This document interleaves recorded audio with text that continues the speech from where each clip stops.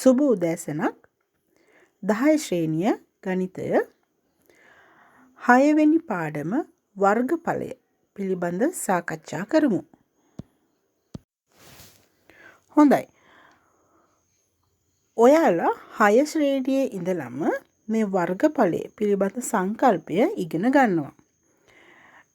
යම් තලයක එහෙම නැත්නම් යම් පෘෂ්ඨයක එම පෘෂ්ඨ ප්‍රමාණය වර්ගඵලයේ ලෙස අපි පොඩි පන්තිවලදී ඉඳලම ඉගෙන ගන්නවා. එතකොට වර්ගඵලය මනිනවා වර්ග සෙන්ටිමීටර්, වර්ග මීටර් ආදී ඒකක වලින්. ඊළඟට අපි ඉගෙන ගත්තා විවිධ ජ්‍යාමිතික හැඩ වල විවිධ ජ්‍යාමිතික ආස්තරවල පෘෂ්ඨයක් සහිත ආස්තරවල වර්ගඵලය හොයන සූත්‍ර. විවිධ තල රූපවල වර්ගඵල සඳහා යොදා ගන්න සූත්‍ර අපි ඉගෙන ගත්තා. ඕගොල්ලෝගේ පෙළ පොතේ 64 පිටුවේ තියෙනවා වගුවක් බලන්න.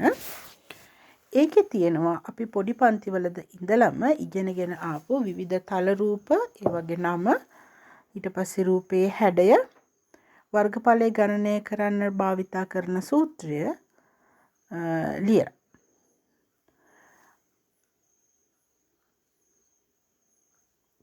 දැන් අපි සාකච්ඡා කරන්න යන්නේ පුනරීක්ෂණ අභ්‍යාසයේ තියෙන ගැටලු ටික. පුනරීක්ෂණ අභ්‍යාසයේ පළමු ගණනේ අණුවංක 1 යටතේ ඒ රූප සටහන මම ඇඳලා තියෙනවා. රූප සටහනේ ලකුණු කරලා තියෙන දත්ත අණුව මේක සමචතුරස්‍රයක්. දැන් අපි සමචතුරස්‍රයේ වර්ගඵලය හොයමු.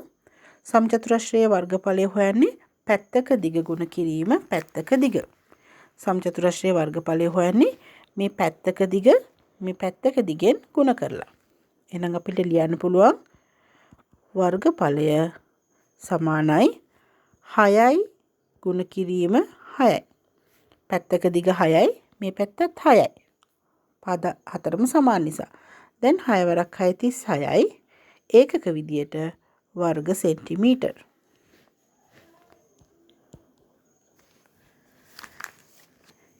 එම ගානෙම B රූපය ඒකේ දීලා තියෙන තොරතුරු අනුව මෙතන 4 සෙන්ටිමීටර් දීලා තියෙනවා පළල, 9 සෙන්ටිමීටර් දීලා තියෙනවා දිග. මේ දීලා තියෙන තොරතුරු අනුව අපිට මේක ඍජු කෝණාශ්‍රයක් කියලා හඳුන්වන්න පුළුවන්. දැන් ඕගොල්ලෝ දන්නවා ඍජු කෝණාශ්‍රය වර්ගඵලය හොයන්නේ දිග ගුණ කිරීම පළල. දිග විදියට මෙතන තියෙන්නේ 9, පළල විදියට මෙතන තියෙන්නේ 4. 9 වරක් 4 36යි වර්ග සෙන්ටිමීටර්. C රූපයේ විදියට දීලා තියෙන ඍජු කෝණික ත්‍රිකෝණයක්. මෙතන ඍජු කෝණික ත්‍රිකෝණයක් බව අපිට දීලා තියෙනවා. මේ ඍජු කෝණික ත්‍රිකෝණයේ වර්ගඵලය ඍජු කෝණික ත්‍රිකෝණයක වර්ගඵලය හොයන හරිම ලේසි. මේ ඍජු කෝණයේ අන්තර්ගත පාද දෙක ගුණ කරලා දෙකෙන් බෙදන්න ඕනි. එහෙම නැත්නම් අපිට පුරුදු සූත්‍රයේ ආදේශ කරොත් 2 1යි ආධාරකයේ ගුණ කිරීම ලම්බ උස. ඒක මතක තියාගන්න ලේසි. ඍජු කෝණයේ අන්තර්ගත පාද දෙක. ඒ කියන්නේ 6යි 4යි ගුණ කරලා දෙකෙන් බෙදනවා කියලා. එතකොට 6 වරක් 4 24යි දෙකෙන් බෙදුවම 12යි වර්ග සෙන්ටිමීටර්. D රූපය වෘත්තයක් තියෙන්නේ. මේ වෘත්තයේ අරේ සෙන්ටිමීටර් 7යි කියලා දීලා තියෙනවා. දැන් මේ වෘත්තයේ වර්ගඵලය, මේ වෘත්තයේ පෘෂ්ඨ ප්‍රමාණය තමයි මේ වෘත්තයේ වර්ගඵලය කියලා කියන්නේ. වෘත්තයක වර්ගඵලය හොයන සූත්‍රය phi r වර්ගය. වෘත්තයක වර්ගඵලය හොයන සූත්‍රය phi r වර්ගය. phi කියන්නේ 7න් 22යි. අරේ තමයි මේ r විදියට සංකේතවත් කරලා තියෙන්නේ. ඒ අනුව අපිට අරේ දීලා තියෙනවා 7 සෙන්ටිමීටර කියලා. r වර්ගය නිසා 7 2ක් ගුණ වෙන්න ඕනේ. ඒ අනුව මේ දෙන්න සුළු වෙනවා 22 වරක් 7 154යි වර්ග සෙන්ටිමීටර. ඊ රූපේ විදියට සුළු කෝණික ත්‍රිකෝණයක් තියෙනවා. සුළු කෝණික ත්‍රිකෝණයේ ආධාරක පාදයේ 24යි කියලා දක්වලා තියෙනවා. ආධාරක පාදයට සම්මුඛ ශීර්ෂයේ ඉඳලා ඉඳි ලම්බකය 7යි කියලා දීලා තියෙනවා. එහෙනම් මේකේ වර්ගඵලය එනවා 2න් 1ක් ආධාරකය ගුණ කිරීම ලම්බ උස. දැන් 2න් සුළු වුණාම 12යි 12 වරක් 7 84යි.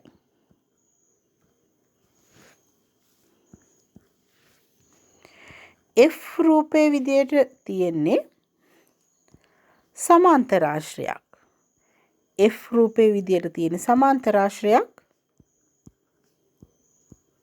සමාන්තරාශ්‍රයේ වර්ගඵලය මේ එක සමාන්තර රේඛාවක් 12 සෙන්ටිමීටර කියලා දීලා තිනවා. ඒ සමාන්තර රේඛා අතර ඍජු උස දීලා තියෙනවා අපිට 8 සෙන්ටිමීටර කියලා. ඒ අනුව වර්ගඵලය අපිට ලියන්න පුළුවන් පහසුවෙන්ම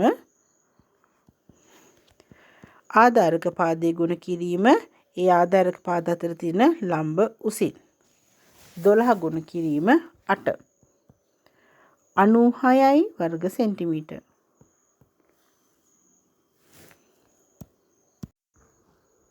අවසාන රූපයේ විදිහට අපිට දීලා තියෙන මේ G රූපේ චතුරස්‍රයක්. චතුරස්‍රයේ මෙන්න මේ රේඛා මේ කෝණ දෙක අංශක 90යි කියලා දීලා තියෙනවා. මේ කෝණ දෙක අංශක 90යි කියලා කියන්නේ මිත්‍ර කෝණ දෙකක්. මිත්‍ර කෝණ පරිපූරකයි. ඒ අනුව අපිට කියන්න පුළුවන් මෙන්න මේ පාද දෙක සමාන්තරයි කියලා. ඒතර ওই පාද දෙක සමාන්තර වෙනවත් එක්ක මේ චතුරස්‍රයේ ත්‍රිපීසියමක් බවට පත් වෙනවා. දැන් ඕගොල්ලෝ දන්නවා ත්‍රිපීසියමක වර්ගඵලය හොයන්නේ කොහොමද කියලා? වර්ගඵලය සමාන්තර රේඛා දෙක එකතු කරන්න. සමාන්තර රේඛා දෙකෙහි දිග එකතු කරන්න. 10 එකතු කිරීම 6. එම පිළිතුර දෙකෙන් බෙදලා එම සමාන්තර රේඛා අතර ලම්බ උසෙන් ගුණ කරන්න. ඔන්න ත්‍රිපීසියමක වර්ගඵලය හොයන්නේ කොහොමද? සමාන්තර පාද දෙකෙහි දිග එකතු කරලා ඒ එන පිළිතුර දෙකෙන් බෙදලා ඒ සමාන්තර පාද අතර තියෙන ලම්බ උසෙන් ගුණ කරන්න ඕනේ. එතකොට අපිට වර්ගඵලය සඳහා අගයක් ලැබේ. හොඳයි. දැන් මෙතනින් එනවා 16යි. දෙවාරයක් 1යි දෙවාරයක් 3යි. 16 ගුණ කිරීම 3. 16 ව 3ක් 48යි. දැන් අපි පුනරීක්ෂණ අභ්‍යාසයේ පළවෙනි ගාන හැදුවා. මේ අභ්‍යාස මේ ගැටලු ටික උදාහරණ විදියට ඔයගොල්ලෝ ලියා ගන්න ඕනි 64 පිටුවේ තියෙන වගුවත් සමග. දැන් අපි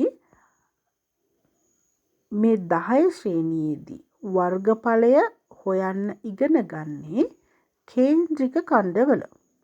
10 ශ්‍රේණියේදී වර්ගඵලය හොයන්න ඉගෙන ගන්නේ කේන්ද්‍රික ඛණ්ඩවල. එහෙනම් අපි දැන් බලමු මේ අපි දැනට සාකච්ඡා කරපු තල රූප වගේම කේන්ද්‍රික ඛණ්ඩයක වර්ගඵලය හොයන්න සූත්‍රයක් ගොඩනගන්නේ කොහොමද කියලා. හොඳයි. කේන්ද්‍රික ඛණ්ඩවල වර්ගඵලය. කේන්ද්‍රික ඛණ්ඩයක වර්ගඵලය. කේන්ද්‍රික ඛණ්ඩයක වර්ගඵලය හොයන්න කලින් මම මෙන්න මෙහෙම ප්‍රශ්නයක් ඕගොල්ලන්ට යොදනවා. මම මේ ඇඳි වෘත්තයක් මෙන්න මේ වෘත්තයේ මෙන්න මේ පෘෂ්ඨ ප්‍රමාණය එහෙම නැත්නම් මේ වෘත්තයේ වර්ගඵලය මම කියනවා වර්ග සෙන්ටිමීටර 44යි කියලා. මේ වෘත්තයේ වර්ගඵලය වර්ග සෙන්ටිමීටර 44යි කියලා මම කියනවා. මම දැන් ඕගොල්ලෝගෙන් අහනවා මේ වෘත්තයෙන් භාගයක් අරගත්තොත් මේ වෘත්තයෙන් හරි අඩක් අරගත්තොත් මෙන්න මේ කොටසේ එහෙම නැත්නම් එතනින් ලැබෙන තල රූපේ එහෙම නැත්නම් මේ අර්ධ වෘත්තයේ වර්ගඵලය කීයද කියලා.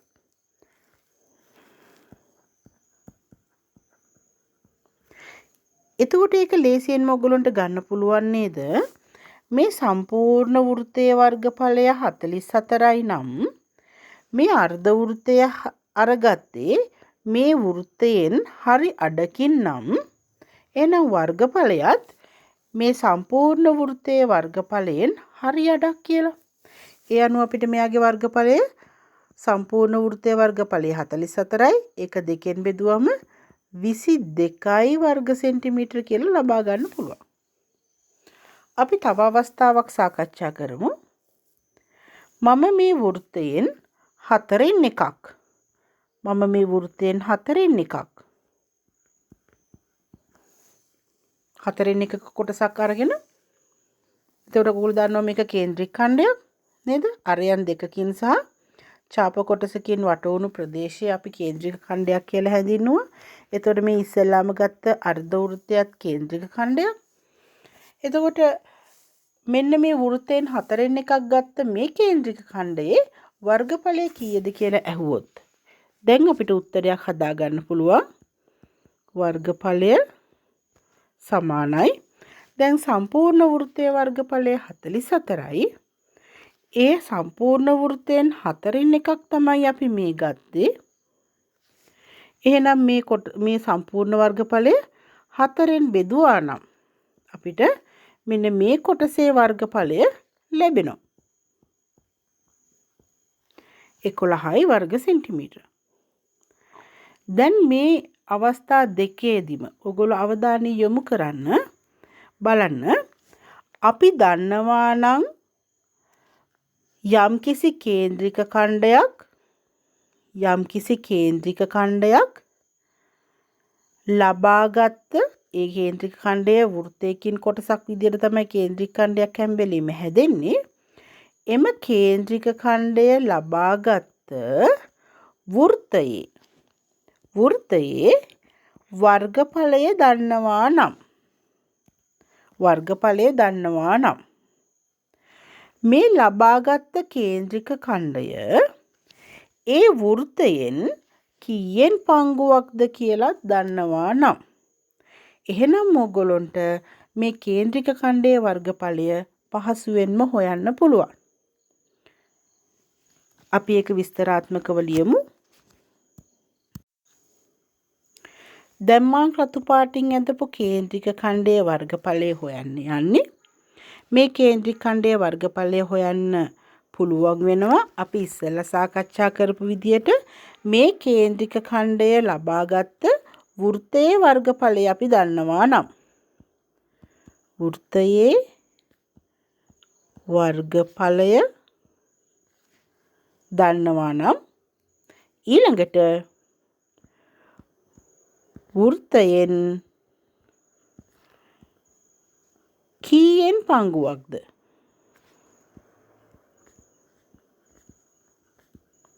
යන්න දන්නවා නම් ඔයගොල්ලන්ට කලින් මතක ඇති කලින් අපි අර සාකච්ඡාවේදී වෘත්තයේ වර්ගඵලයේ වර්ග සෙන්ටිමීටර 44යි කියලා දුන්නා. ඒ වෘත්තයෙන් භාගයක් එහෙම නැත්නම් හරි අඩක් කේන්ද්‍රික ඛණ්ඩයක් කපලා වෙන් කරාම අපි දන්නවා ඒ වෘත්තයෙන් හරි අඩක් කියන එක. ඒ කියන්නේ වෘත්තයෙන් කීයෙන් පංගුවක්ද කියන එක දන්නවා. වෘත්තයේ වර්ගඵලය දන්නවා.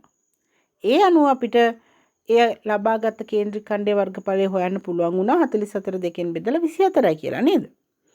එහෙනම් ඔන්න ඔය කිව්ව කාරණේ සෑම කේන්ද්‍රික ඛණ්ඩයකටම අපි ආදේශ කරන්න පුළුවන්.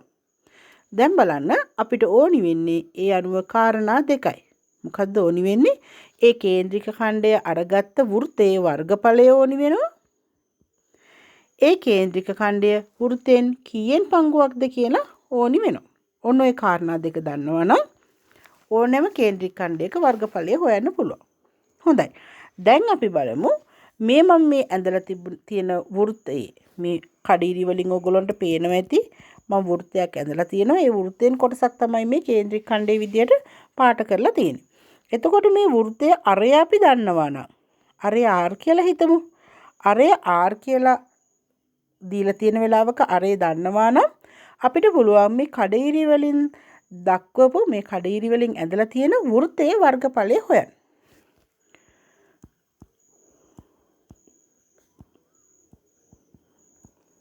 වෘත්තයේ වර්ගඵලය මොකද්ද?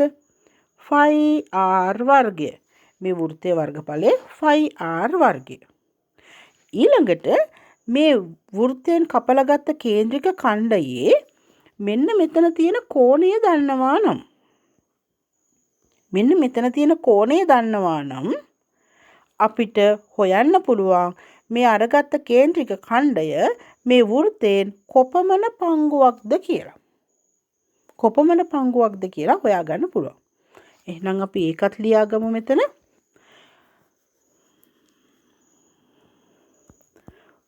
වෘත්ත පංගුව හොයන්න පුළුවන් වෘත්තයෙන් කීයෙන් පංගුවක්ද කියලා හොයන්න පුළුවන්. මෙන්න මේ θ කෝණය 360න් බෙදුවම. θ කෝණය 360න් බෙදුවම. එහෙනම් දැන් අපිට කේන්ද්‍රික ඛණ්ඩයේ වර්ගඵලය හොයන්න පුළුවන්.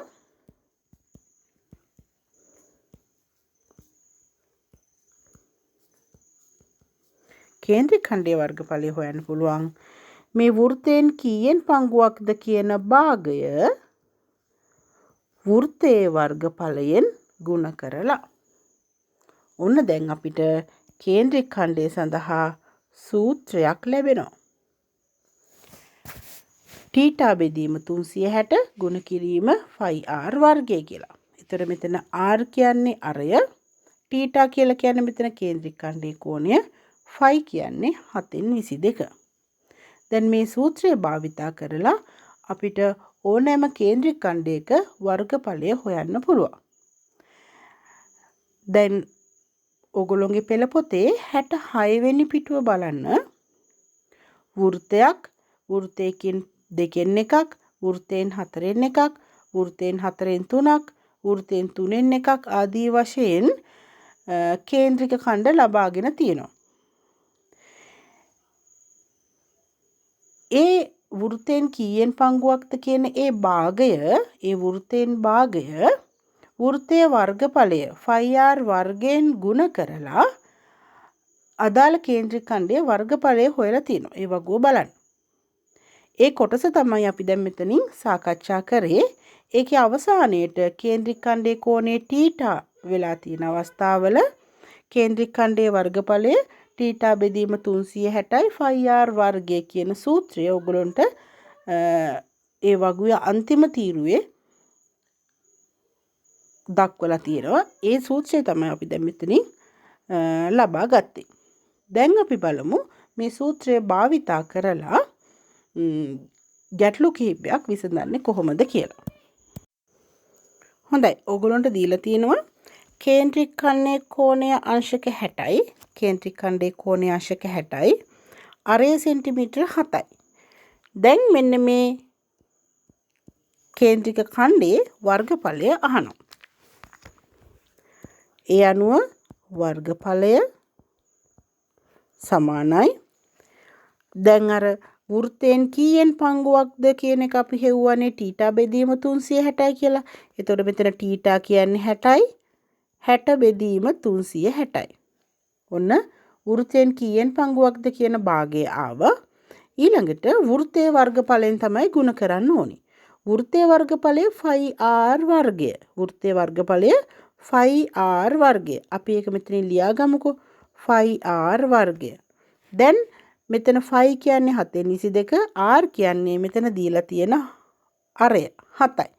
දැන් අරය දන්නවා නම් ඕනෑම වෘත්තයක වර්ගඵලය අපිට හොයන්න පුළුවන්. ඒ අනුව මෙතනදී 360න් 60යි කියලා කියන්නේ 6න් එකයි. මේ භාග ඔයගොල්ලෝ මතක තියාගත්තොත් වඩාත් හොඳයි. එතකොට මේ විශාල සුළු කිරීම් ලියන්න නැතුව එකපාරටම මෙයා වෘත්තයෙන් 6න් එකක් කියලා අපිට භාගය ලියලා ගන්නත් පුළුවන්. ගුණ කිරීම φ කියන්නේ 7/22යි. අරේ දීලා තියෙනවා 7යි. 7 ඒවා 2ක්. දැන් සුළු කරමු. 7 වාරයක් 1යි, 7 වාරයක් 1යි. දෙවාරයක් 3යි, දෙවාරයක් 11යි. දැන් 11 7න් ගුණ කරාම 77යි. 77 3ෙන් බෙදුවම 7ට 3 ඒවා 2යි. ඉතිරි එකක්. 17ට 3 ඒවා 5යි. ඉතිරි දෙකක්. 20ට 3 ඒවා 6යි. 6යි කියලා එනවා. අපි දශම ස්ථාන එකකට ගමු. ඒ අනුව 25.6යි වර්ග සෙන්ටිමීටර්. මෙන්න මේ කේන්ද්‍රික ඛණ්ඩයේ වර්ගඵලය. හොඳයි. අපි තවත් උදාහරණයක් ගමු. මෙතන දීලා තියෙන කේන්ද්‍රික ඛණ්ඩයේ කෝණය අංශක 240යි. කේන්ද්‍රික ඛණ්ඩයේ කෝණීය අංශක 240යි. අරය සෙන්ටිමීටර් 21යි කියලා දීලා තියෙනවා. එහෙනම් දැන් අපි වර්ගඵලය හොයමු. වර්ගඵලය තීටා බෙදීම 360. එහෙම නැත්නම් වෘත්තයෙන් කීයෙන් පංගුවක්ද කියන එක. එතකොට කේන්ද්‍රික ඛණ්ඩයේ කෝණය 360න් බෙදලායි ගන්න ඕනි. කේන්ද්‍රික ඛණ්ඩයේ කෝණය 360න් බෙදලායි ගන්න ඕනි. මෙයා ගුණ කරන්න ඕනි මේ සම්පූර්ණ වෘත්තය. ඒ කියන්නේ අරේ 21ක් වන අරේ සෙන්ටිමීටර් 21ක් වන සම්පූර්ණ වෘත්තයේ වර්ගඵලයෙන් තමයි මේ භාගය ගුණ කරියේ නේද? මතකනේ. එහෙනම් අපි මේක ගුණ කරන්න ඕනි 5r වර්ගයෙන්. ඔන්න මම ආදේශ කරේ නැහැ හැමම ලිව්වා. දැන් අපි ආදේශ කළ ලියමු ඊළඟ පියවරේදී. ඊළඟ පියවරේදී ආදේශ කරනකොට අපිට පුළුවන් මේ 360න් 240 කියන භාගය සුළු කරගන්න. එතකොට මෙතන බිඳුව 10 ගුණාකාර වලින් බෙදුවොත් බිඳුවට බිඳුව සුළු වෙලා යනවා 36යි 24යි කියන්නේ 12 ගුණාකාරනේ. එතකොට මට මේක ලියන්න පුළුවන් 3න් 2යි කියලා. 36ට 12 ඒවා 3යි 24ට 12 ඒවා 2යි. 3න් 2යි 5 කියන්නේ 7න් 22යි. අරේ විදියට දීලා තියෙන්නේ 21යි. ඒ කියන්නේ 21 ගුණ කිරීම 21. දැන් සුළු කරොත් 7 වාරයක් 1යි 7 වාරයක් 3යි 3 වාරයක් 1යි 3 වාරයක් 1යි. දැන් අපිට පුළුවන් දෙවරක් 22 44යි ගුණ කිරීම 21 මගින් වර්ගඵලය හොයන්න. අපි ගුණ කරලා බලමු. 44 21න් 44යි 1න් ගුණ කරාම 2න් ගුණ කරාම 88යි. ඒ අනුව එනවා 4යි 2යි 9යි. 924යි වර්ග සෙන්ටිමීටර්.